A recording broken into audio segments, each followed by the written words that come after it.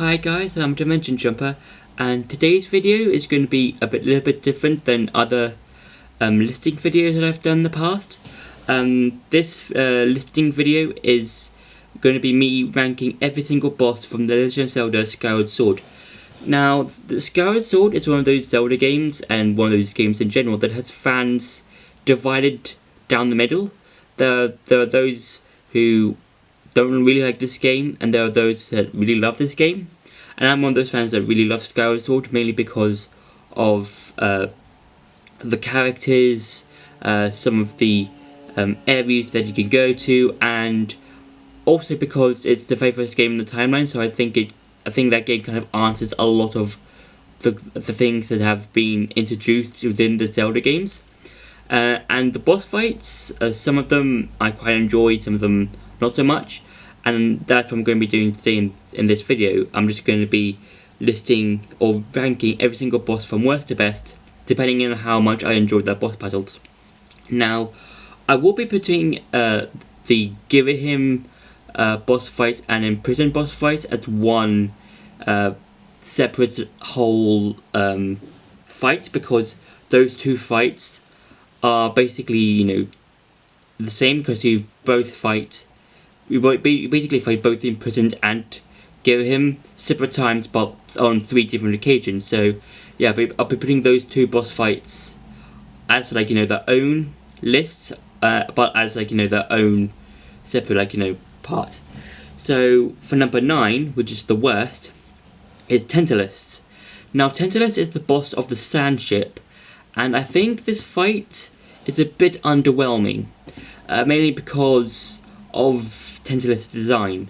Because when you first start this fight, you are greeted with tentacles that sprout out from the ship, and I think that's the reason why Tantalus is a bit underwhelming, mainly because you're kind of expecting this massive creature that has sharp teeth and tentacles that can hit you from any direction.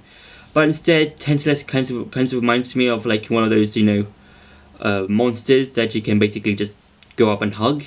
If Tantalus was smaller, grew legs somehow, and just wandered about doing its day-to-day life, I think I'll just give it a hug.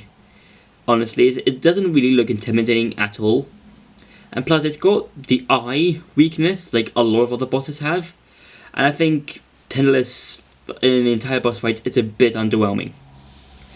So for number 8 is Moldovak.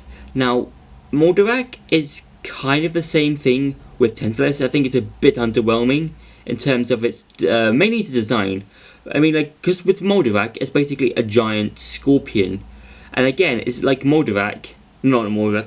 Tantalus. It's got the whole eye weakness, and I think that's a bit too easy.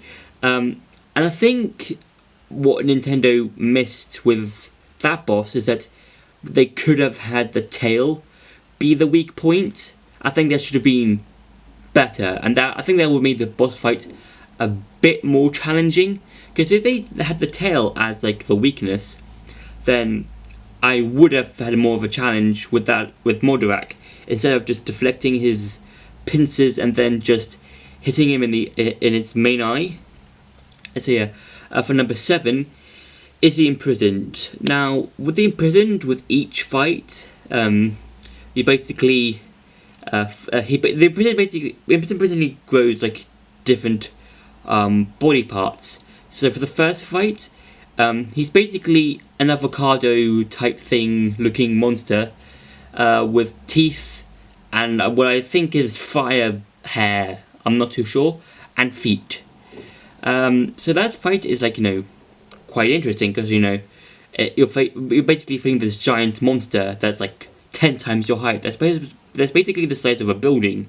If you put it nowadays, it'll probably be the size of a building. And with each fight, it gets a little bit more challenging, but I think that's where it lacks, because the challenging parts are slightly not that challenging for me personally, because with the second fight, it basically grows arms, and then that's where you get Groose and his Grootinator, and he can basically fire bombs and stop the prison from basically climbing up each wall thing to basically get nearer to the temple. Then with the final fight, it just basically grows a tail and it can fly. And I don't really think that's much improvement, because you can basically, as soon as you get goose, you can basically stun the imprisoned and basically just jump on its head and basically hit its spike. So yeah, with each fight, I think it gets like, not that interesting for me personally. For number 6 is Levis. Now with Levis, I think he's like slightly challenging-ish, but not like, unlike some other bosses that I've mentioned before on this list. I think Levis or Levius, depending on who you ask, I think he's slightly challenging, mainly because he's one of the few bosses that actually moves and basically actually, apart from harming you if you crash into his side or whatever, he's basically just moving slowly, and I think that's slightly challenging, because with Levius, he's basically got these like parasitic eyes coming out from different parts of his body, and I think that's challenging because you basically have to use the new Loftwing super move that you just learned, and basically just hit the eyes, and then basically just try and hit all the others to get him to be like sane again. So yeah, I think that's slightly more challenging than some of the other boss fights that I've mentioned before. For number 5 is Bilo Kite. I think I'm saying that right, I'm not too sure. But this is the boss that's on top of Levius, that's basically controlling him. Now, what I like about this is that it uses the whole Ganondorf tennis type thing. If you don't know what that is, it's basically, Ganondorf tennis is basically when Ganondorf basically uses energy blast and you basically hit them between each other, kind of like tennis. And with Bilo Kite, instead of using energy beams or energy bolts or whatever, it uses these massive spiked ones, and you basically have to hit them in the direction that Bilo Kite is in and then hit him in the eye. So I think that's really interesting. For number 4 is Galadra. Now Galadra I quite enjoy because it's one of those few fire bosses that's sort of interesting, because it's a massive boulder with legs and 2 horns. And what I like about Galadra is that it's one of Girahim's sort of minions, and also this boulder, Galadra, is the same boulder that you've been guiding throughout the temple or the dungeon that you've been in throughout a lot of the progress to get to Zelda. And also I do like how it's one of those enemies that that does like a fire attack and basically uses the bombs, kind of like Dodongo. I think it's like an early, it could be possibly an early version of Dodongo, like that's where Dodongo could have evolved from. And I think that's quite interesting. And I also like how even though it's again another boss that has an eye that you must hit, I think this is one of the most challenging bosses that has the eye, because it basically moves from different areas of the body, and I think it's just that makes Galadra challenging than other bosses like Tantalus or Moldovak.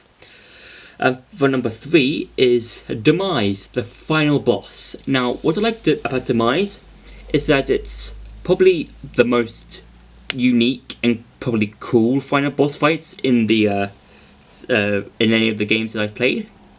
Mainly because it's basically Demise, the original Demon King, against Link, the very first hero to basically fight against evil, and basically Skeletor being the beginning of the timeline. You know what that means.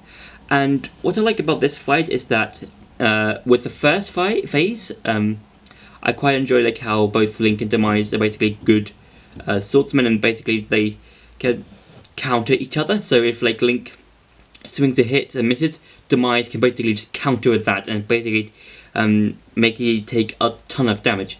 Then with the second phase, lightning is summoned, and I think that's the coolest part about the fight, mainly because you can basically raise your sword and basically lightning hits the sword, and basically you can basically fire energy bolts at it.